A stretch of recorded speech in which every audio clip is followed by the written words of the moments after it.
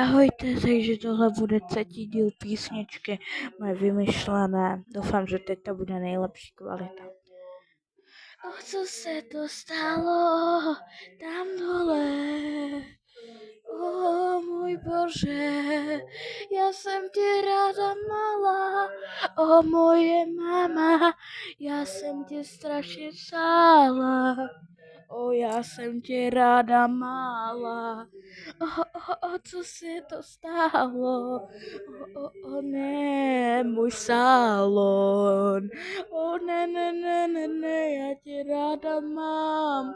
Co se to stalo? Jakože halo. Co to bylo? Jakože i cilo, to se tak stalo divně, co to je? Já tě ráda mám, ty snad ne. Já tě ráda mám. Já tě si objímám. Já si s tebou vždycky být, když ty mě můžeš stát. Tak se to stalo.